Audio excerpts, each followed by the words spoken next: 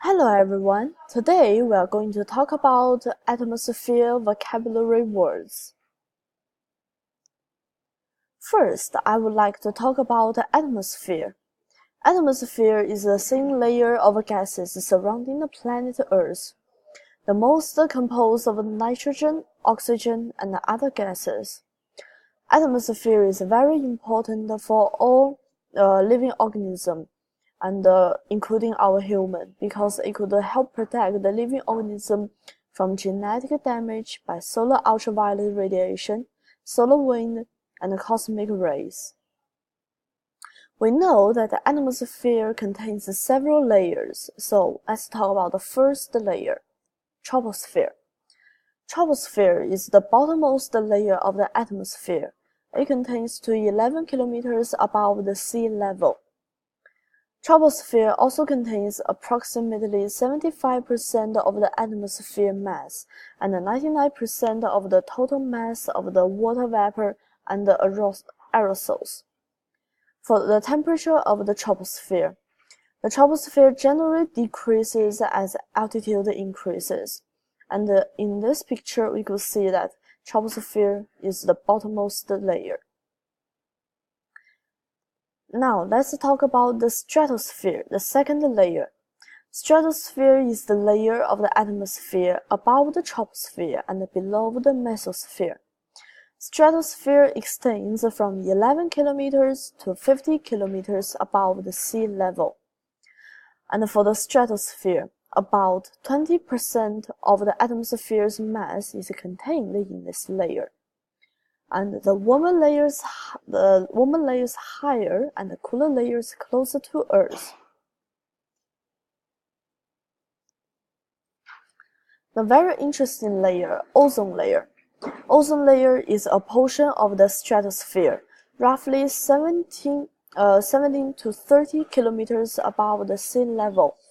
Ozone layer contains most of the ozone in the atmosphere.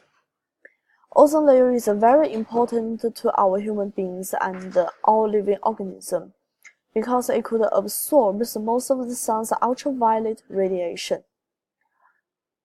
In this picture, you could see that the UV protection by the ozone layer and the UVB comes into the atmosphere and reach the Earth, and the UVA here. The ozone layer will absorb most of the ultraviolet ray. And in this picture, we could see the ozone layer is between the stratosphere and the troposphere. Now let's talk about the third layer, mesosphere. Mesosphere, the atmospheric layer above the stratosphere, extending 50 to 80 kilometers above the sea level. The temperature decreases with the increasing height as in the mesosphere. And the top of the mesosphere is called the mesopause, is the coldest part of the Earth's atmosphere.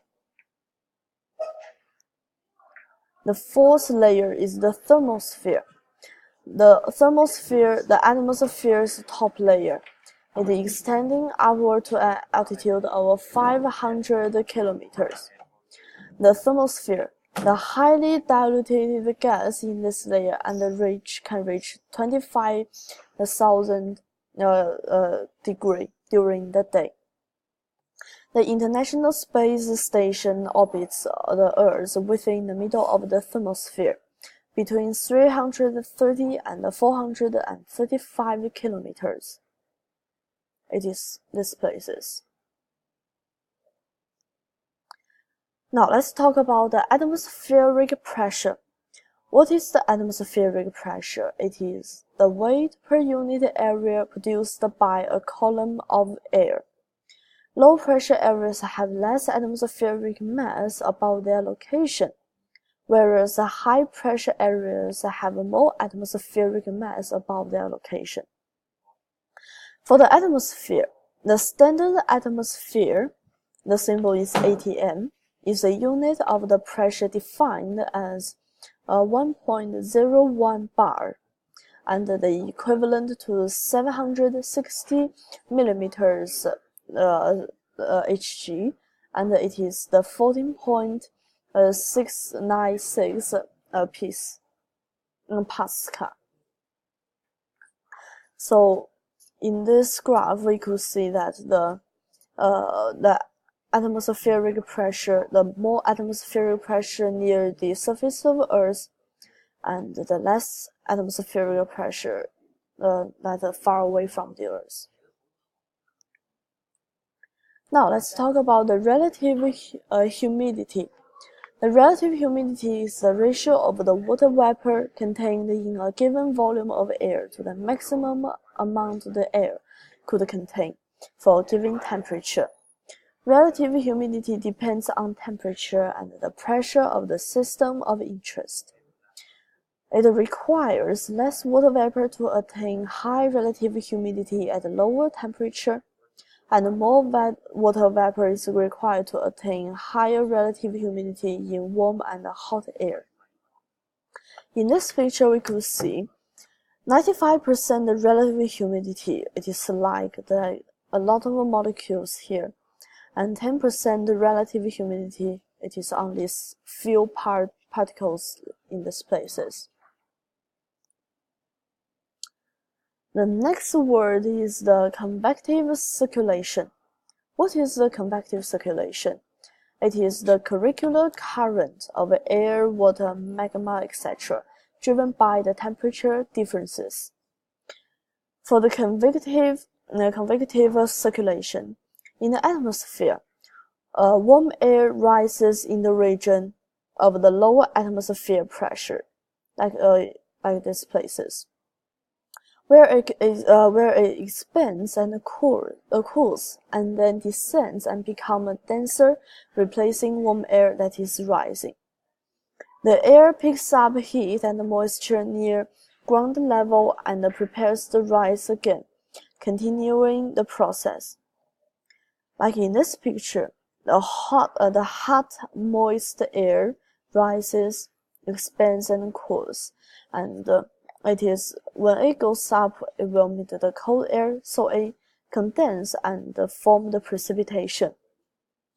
Then the cool, dry air will go to the other places, and when it meets the warm and the heat, it will some of the heat radiates will go to the space, and the cool, dry air will, because have the higher density, it will just sinks, compresses, and warm. When it reaches the layer of the Earth, it will become the warm and the dry air again. So it is like a circulation. We always talk about the weather. So what is the weather?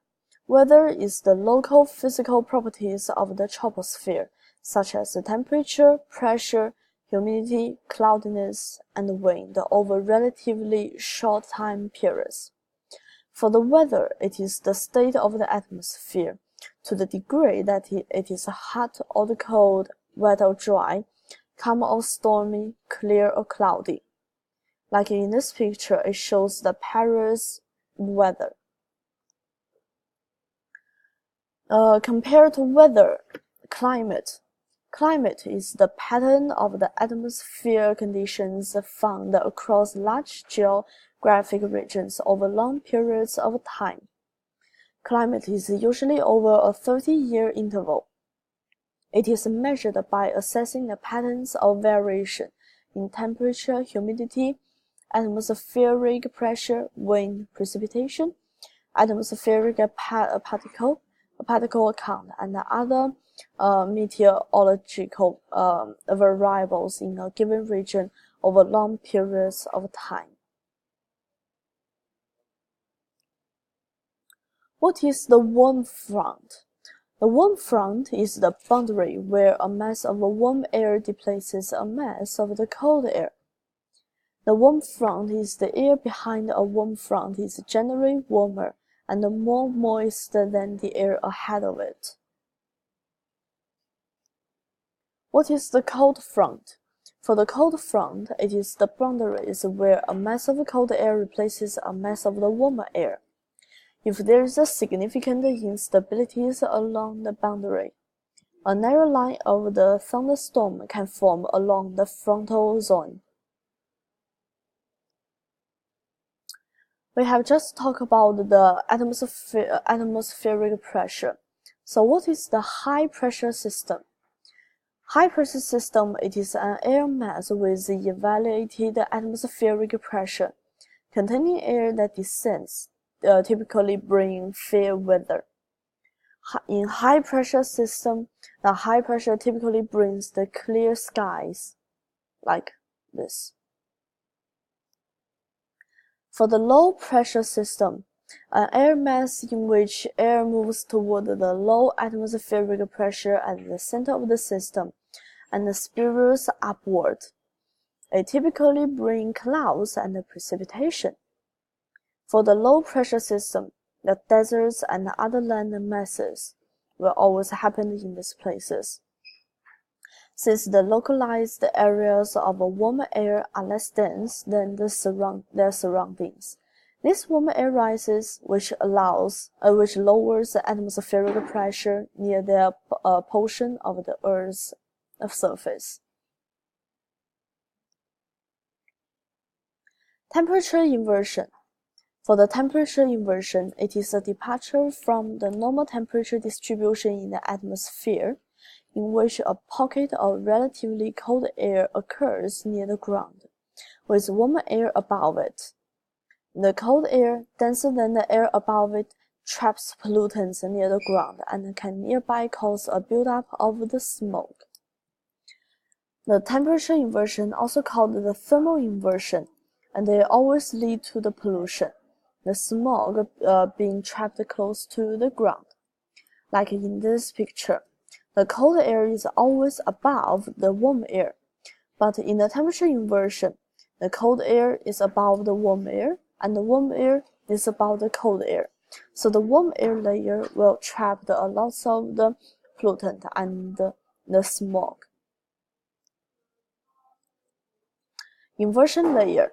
We have just shown what is an inversion layer, and in a temperature inversion, the band of air in which temperature rises with altitude, instead of falling with altitude as temperature does normally. The inversion layer is occur anywhere from close to ground level to thousands of feet into the atmosphere, like in these places. What is the Hadley cells? In this picture, it clearly shows what is the Hadley cells. Hadley cells is one of the pair of the cells of convective circulation between the equator and the 30-degree north and south latitude that influence global climate pattern. Equator, 30 north, south latitude.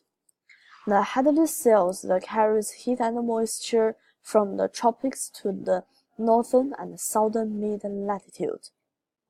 When the warm, moist air goes up, it will form the precipitation here, and then the air will go to the cool and the dry into the 30 and north and the south latitude. What is the Ferrel cells? Ferrel cells is one of the pair of cells of convective circulation between 30-degree and 60-degree north and south latitude that influences the global climate patterns.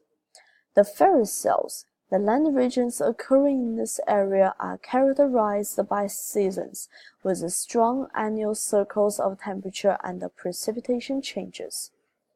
For the Ferrel cells, when the cold and the cool air condense, it will be warm and absorb the moisture, water molecules, and other things, and it will go up, rises, and form precipitation, and then it will go to meet the cold air and condense into the layer.